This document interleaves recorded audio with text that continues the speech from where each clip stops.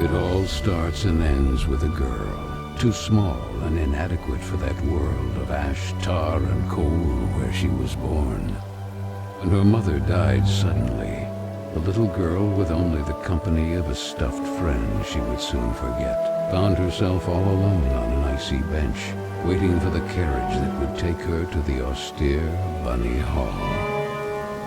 Luckily, even if that place turned out to be very hostile for her, there she met Carol, who like her was small and inadequate, so the little girl began to feel less alone, until, on a day like many others, Carol would leave Bunny Hall for good, so the little girl fell prey to despair again. After all, in a world made of ash, tar, and coal, furiously ticking away like a crazed clock, what can a little girl do all by herself?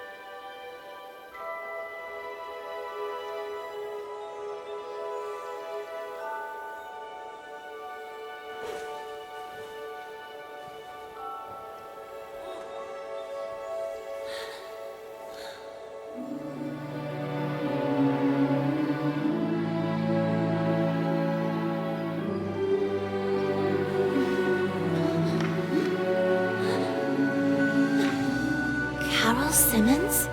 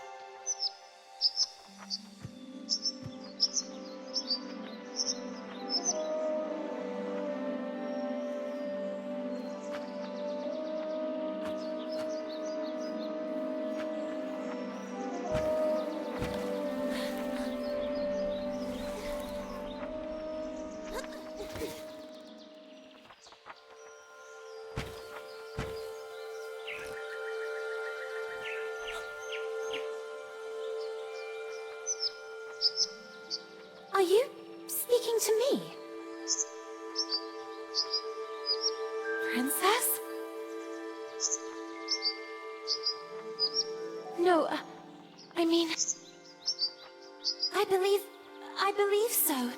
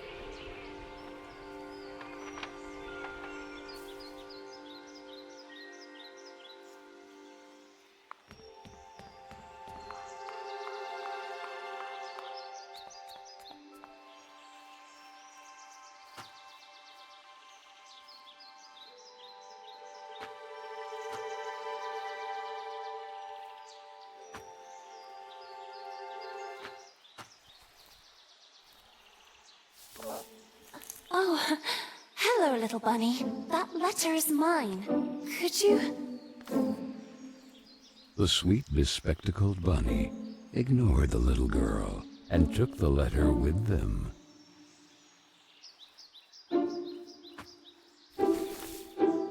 I beg you, would you be so kind as to give it back to me?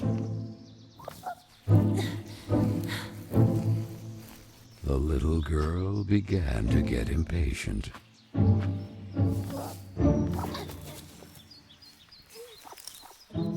The little girl wouldn't let it win, so determined to recover Carol's letter, she followed the mischievous bunny.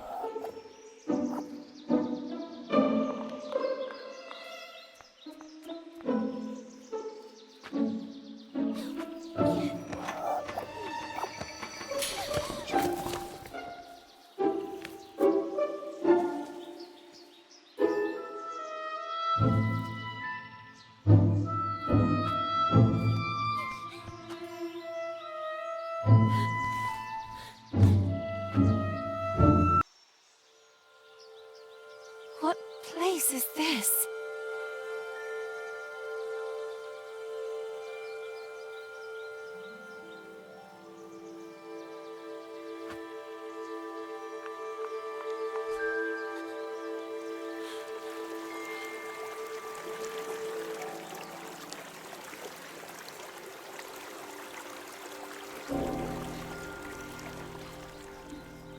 That kite, it reminded the little girl so much of her friend Carol.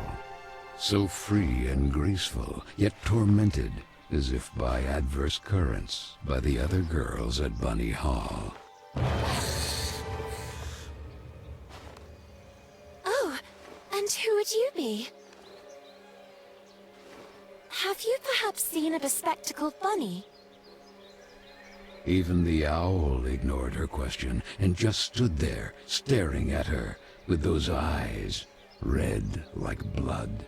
But the little girl had no time to waste. She had to track down the bunny, and so she began to follow in its tracks.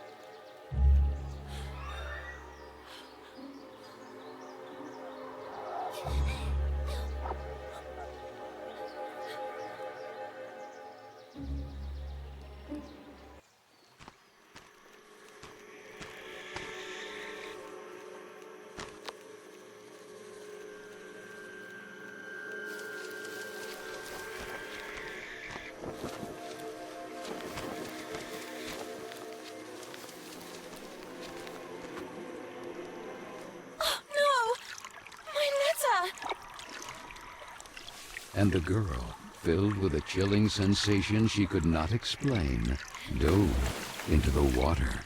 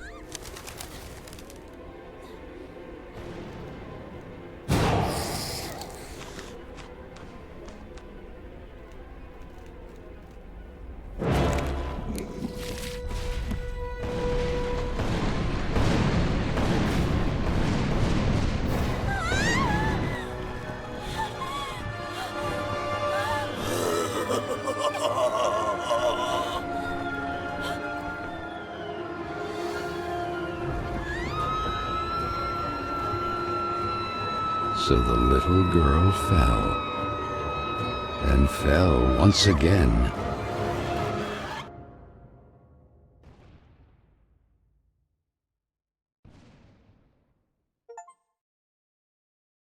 And while the man with the tar hat stood grinning, her thoughts drifted to that mysterious figure in the window of Bunny Hall, who silently stood watching her as she was swallowed up in her abyss. And this is how our story begins. A letter, a roar, then a daring plunge, and a little girl, too small and inadequate for that world of ash, tar, and coal of which she was a part. Miss Benton, I am pleased to note that my voice is so soft that it encourages restful sleep in class. Would you be so kind as to share your wisdom on today's topic with your fellow classmates? There was a man made of tar, an owl, and a bunny with glasses. Such impertinence. Home economics, ladies' etiquette, chapter 9. Be always beautiful, perfumed, and impeccable. All of you young women of today are privileged to witness the deeds of the great men of your era. The grand discoveries, the phenomenon of industrialization, progress. Soon you will be wives and then mothers of great men who will go down in history. And you, Miss Benton, make fun of it. This establishment, too, if events continue to transpire as hoped, will undergo important developments, and you will be the first to benefit from them. Why, ladies? A portion of Bunny Hall was conceded to a corporate collective in order to form a small branch, thereby taking advantage of the area's greatest resource, rabbits. This will not only bring new luster to the estate in this region, but also new jobs. Very good, Miss Vicky Trout. At the very least, Lana has grasped the rabbit matter. In this regard, our dear Frank reminds us that it is strictly forbidden to venture beyond the walls of the park. The disinfestation work will resume tonight after the strong winds of recent weeks. Remember, not to be overwhelmed by the explosions. It's all perfectly normal.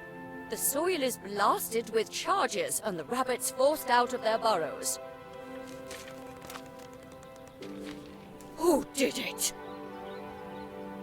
Lana! Miss Benton! I'm weary of you, miss. Ungrateful, arrogant troublemaker. Why is it so difficult for you to behave like all the others?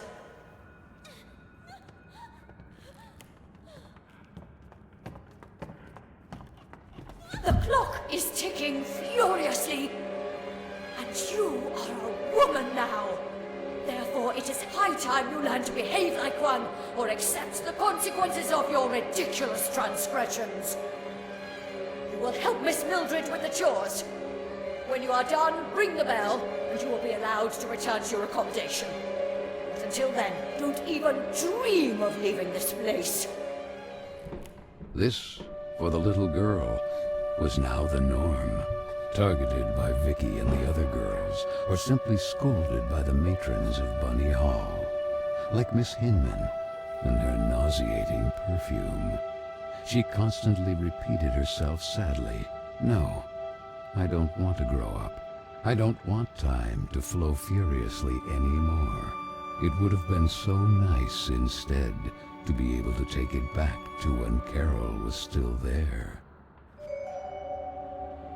It would be better to shed some light.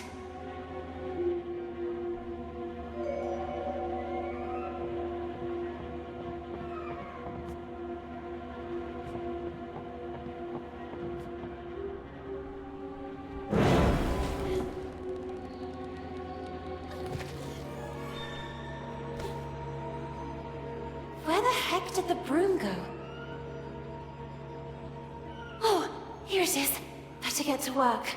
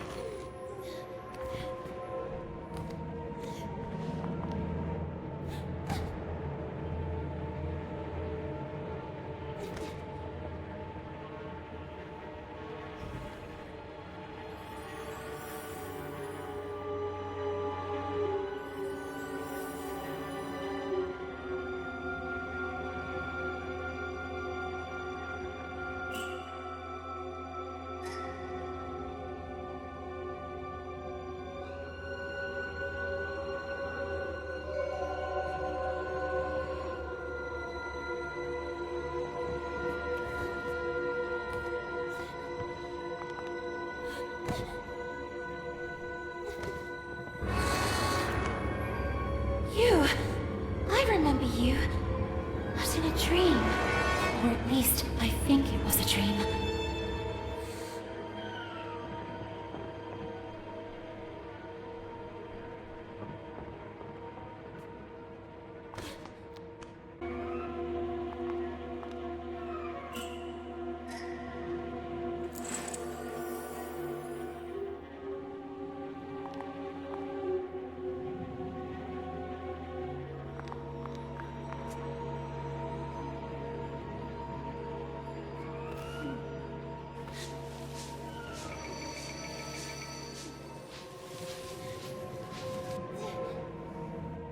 And this? Where did this come from?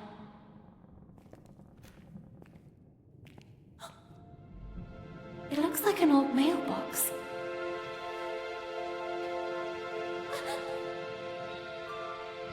Oh, maybe I'm still dreaming. Who is there?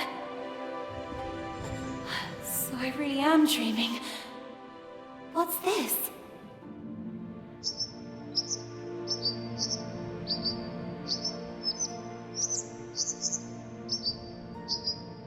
Carola?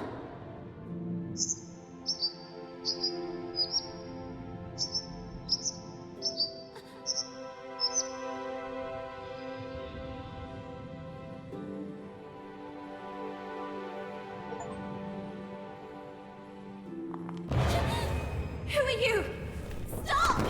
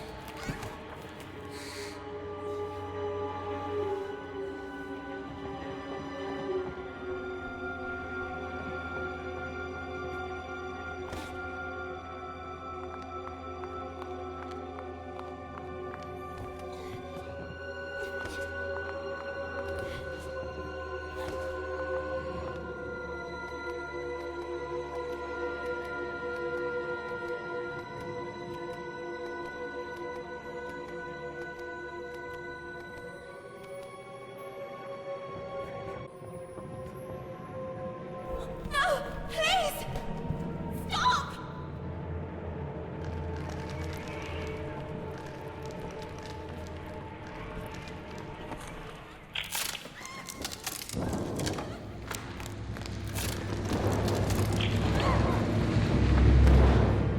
Strange things are happening down here. No! I won't stay here a moment longer!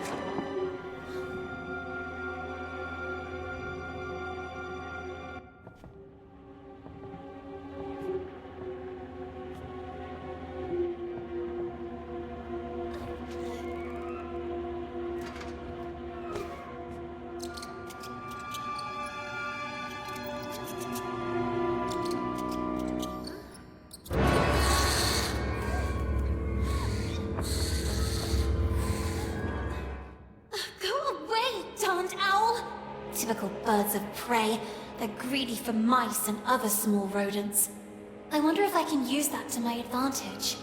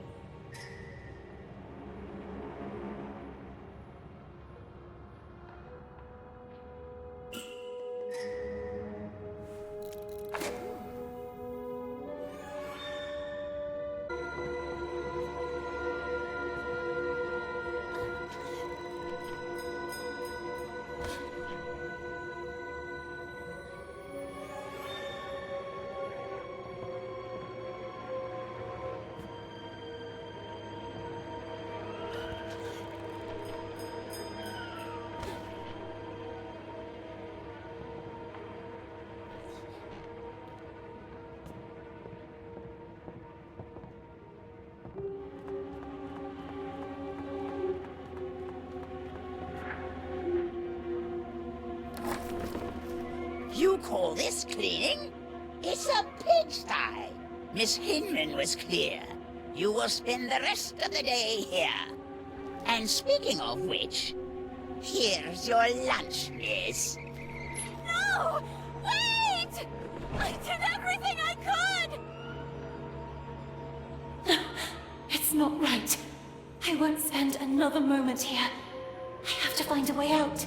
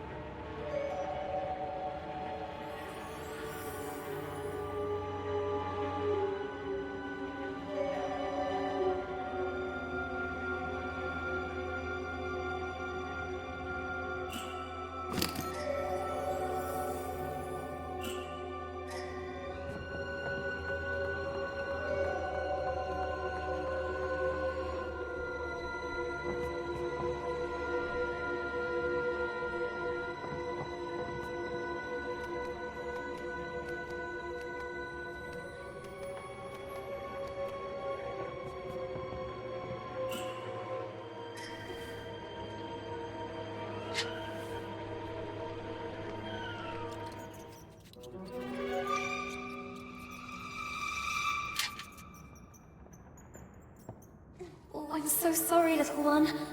I promise I will let you go. I wonder if I could use it to attract that darn owl.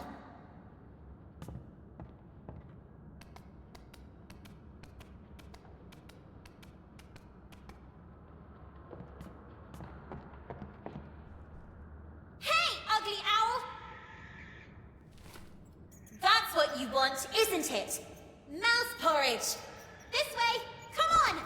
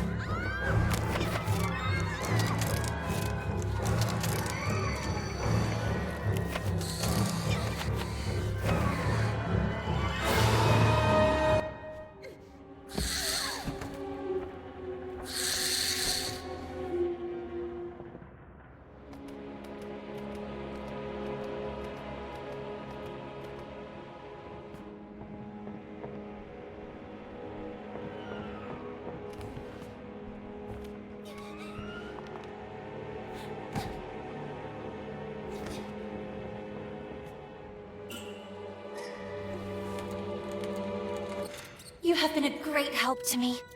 Go. You're free.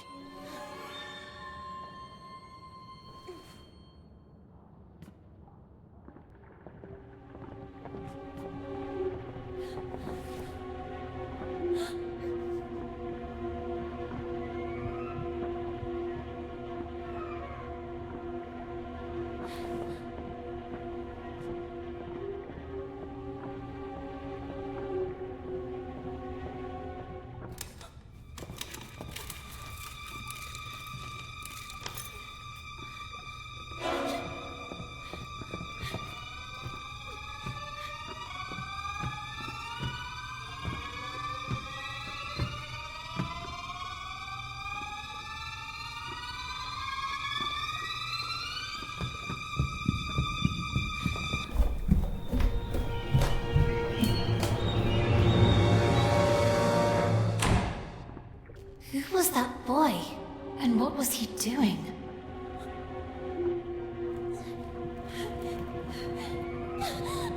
A letter! Carol Simmons. It's from Carol. I can read her name. The flames barely touch it. I have to put out the fire before it's too late. The little girl began to wonder if it had been that mysterious boy who threw it into the flames. But why? What was he hiding? And above all, who was he? No! No! Why did you kill it?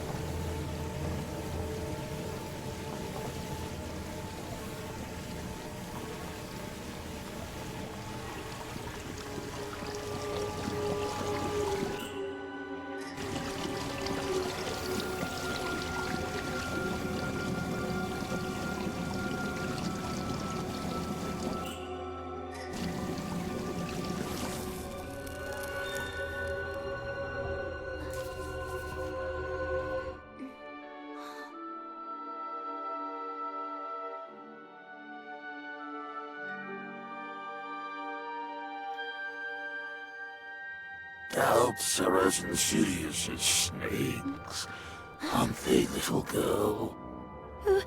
Who's there?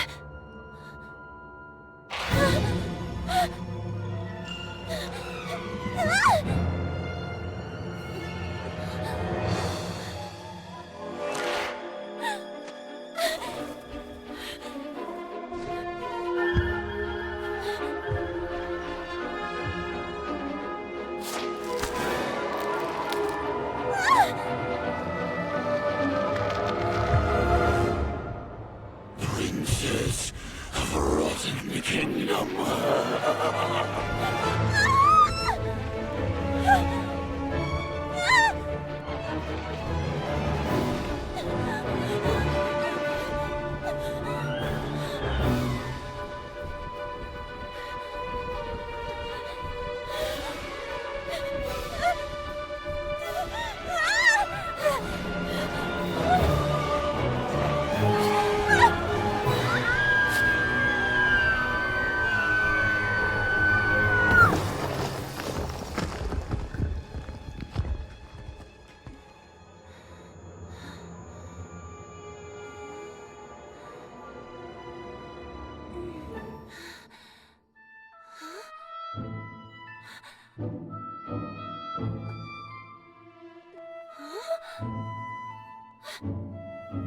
Huh?